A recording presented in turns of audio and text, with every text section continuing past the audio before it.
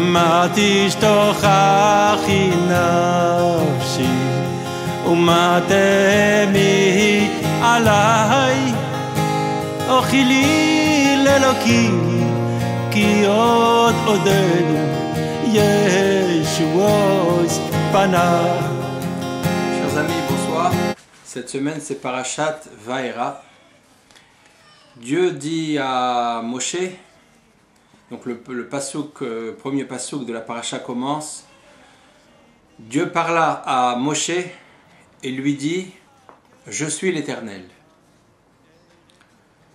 Je me suis dévoilé aux patriarches, Avraham, Yitzhak et Yaakov, en Kel Shakai, en Dieu Tout-Puissant, mais sous mon nom l'Éternel, Hachem, le Shem Havaya, je n'étais pas encore connu d'eux.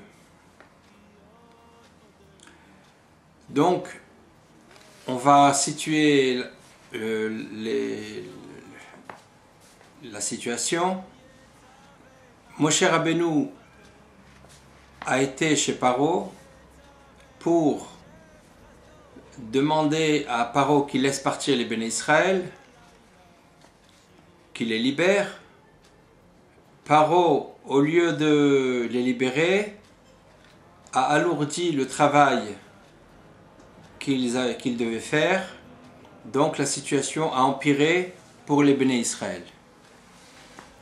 Le joug de l'exil est devenu encore plus lourd, est devenu insupportable. Et donc Moshe, voyant que Paro avait augmenté la servitude des béné Israël, a été se plaindre chez Akadosh Baruch Hu et lui a dit, pourquoi m'as-tu envoyé si finalement mon intervention auprès de Paro n'a pas aidé, n'a pas allégé les épreuves des béné Israël, au contraire, elle a alourdi le joug de Paro sur eux. Et Dieu lui répond maintenant, donc dans cette parashat Vaera, c'est la réponse de Dieu. Dieu lui dit, je me suis fait connaître à Avraham, Yitzhak et Yaakov sous mon nom Shakai, Tout-Puissant, mais mon nom Hachem, le Shem Havaya, je ne leur ai pas encore dévoilé. Et Dieu dit à Moshe, je suis Hachem, je suis je suis l'Éternel. Parce que le Shem Havaya, qui représente l'éternité, c'est-à-dire le passé, le présent et le futur, comme on dit que le Shem Havaya, c'est Hava, Ove, Veyiye. Donc le Shem Havaya est le nom de Dieu le plus élevé. Et donc Dieu n'avait pas révélé ce nom au patriarche et il le révèle maintenant à Moshe Rabbeinu.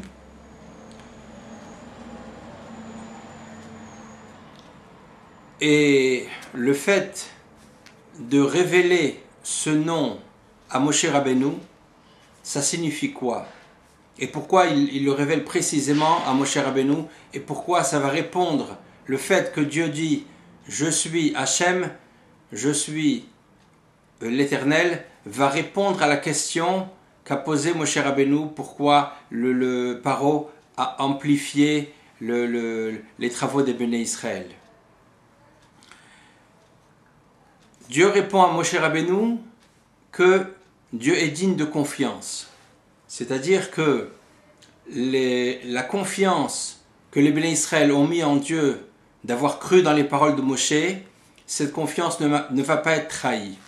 C'est-à-dire que Dieu avait promis à Avraham, Yitzhak et Yaakov de délivrer les béné Israël de Mitzrayim et de les faire entrer en Eretz Israël, mais cette promesse n'avait pas été encore accomplie.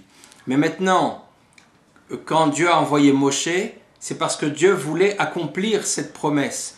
Donc, Dieu va dévoiler son attribut qu'on peut lui faire confiance. Et quand est-ce que la confiance en Dieu se dévoile? Quand la conscience de l'homme se dévoile. Et comment la conscience de l'homme se dévoile? C'est-à-dire, l'homme doit avoir une certaine conscience, une certaine compréhension. Et cette compréhension va venir grâce à sa parole.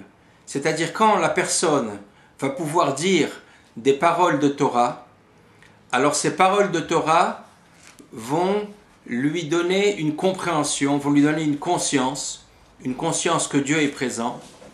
Et cette conscience va permettre d'atteindre l'attribut de Dieu de confiance, c'est-à-dire qu'on peut faire confiance à Dieu. Maintenant, on peut poser la question, pourquoi donc en exil la conscience n'était pas encore dévoilée? Parce que la parole n'était pas encore dévoilée.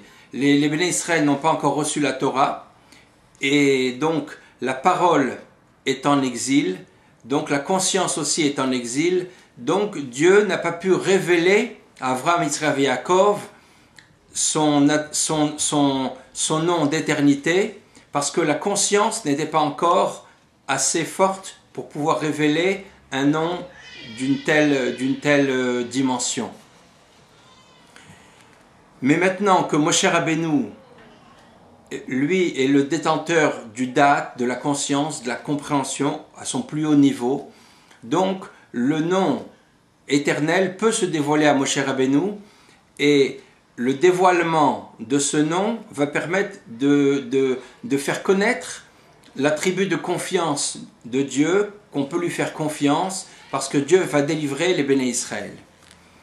Et on peut poser la question, mais quel rapport entre le nom éternel et le niveau de conscience et la confiance qu'on peut faire à Dieu? Pourquoi les choses dépendent l'une de l'autre? Quand quelqu'un n'a pas une compréhension, une conscience élevée, alors sa confiance est limitée. C'est-à-dire qu'on fait confiance à quelqu'un d'autre tant que tout va bien, jusqu'à une certaine limite.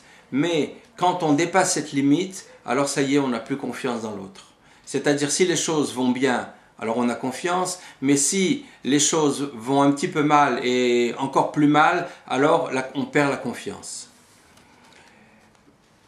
Mais en vérité, quand la conscience est plus grande, c'est-à-dire quand la compréhension est plus grande, alors on arrive à comprendre que même quand les choses ne vont pas, ça ne veut pas dire que la situation est négative complètement. Parce que Dieu se trouve bien sûr dans la réussite, mais dans les difficultés, Dieu se trouve aussi, et la présence de Dieu est encore plus forte dans les difficultés. C'est-à-dire que plus les difficultés augmentent, alors plus la présence de Dieu grandit d'une façon secrète dans la difficulté. Et si on a compris cette chose-là, ça veut dire qu'on a une grande compréhension, on a un grand da'at, on a une grande conscience. C'est-à-dire qu'on est conscient que Dieu est présent même dans la difficulté, et même on comprend que Dieu est encore plus présent dans les difficultés que lorsque tout va bien. Et donc à ce moment-là, la confiance est très grande. Donc on comprend que la confiance en Dieu, elle dépend du da'at. Et donc on comprend maintenant que le fait que Paro a augmenté la servitude des Béné Israël, ça ne doit pas cacher la conscience de Dieu, mais au contraire, ça doit être un signe pour les Béné Israël que la conscience de Dieu va grandir. Comme la délivrance le soir de Yetziat Mitzrayim, la délivrance s'est faite par Dieu lui-même et non pas par un ange, c'est-à-dire que le soir de Yetziat Mitzrayim, là où l'emprise des Égyptiens était très très forte, la plus forte on va dire, alors c'est à ce moment-là que Dieu lui-même s'est révélé.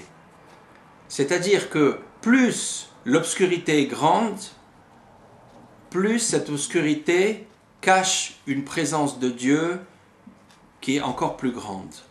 Et si on arrive à dévoiler que Dieu est caché dans cette obscurité, alors le dévoilement sera maximum et la personne va pouvoir sortir complètement.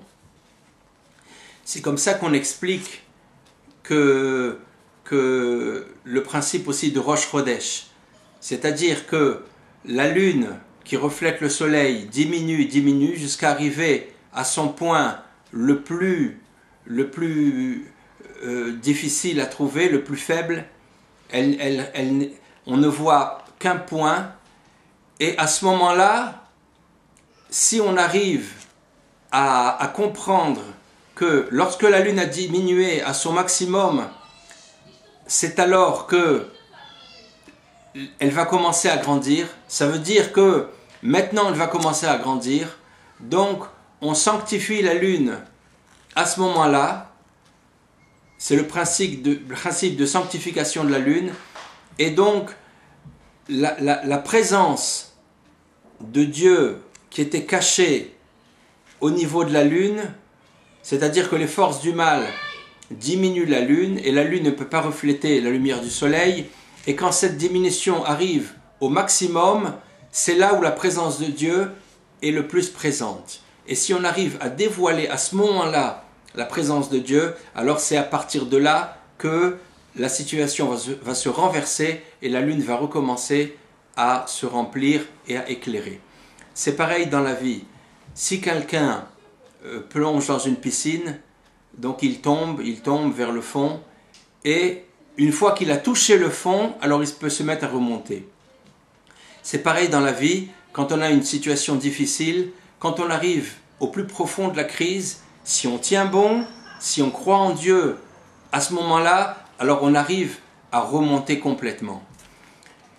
Et c'est pour ça que Dieu répond à Moshe Rabbeinu, je sais que Paro a renforcé la servitude, mais c'est précisément dans ce renforcement de la servitude que tu vas me trouver. C'est pour ça que maintenant, Dieu se révèle à Moshe Rabbeinu et lui dit « Je suis Hachem, je suis l'Éternel ».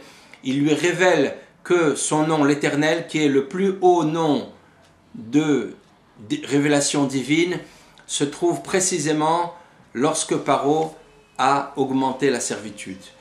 Donc, Bezrat Hachem, qu'on arrive à trouver le moment propice pour transformer la descente et prendre les forces dans la descente, dans la difficulté, prendre les forces pour remonter, et Bezrat Hachem, qu'on arrive à la Geoula Shlema. Amen.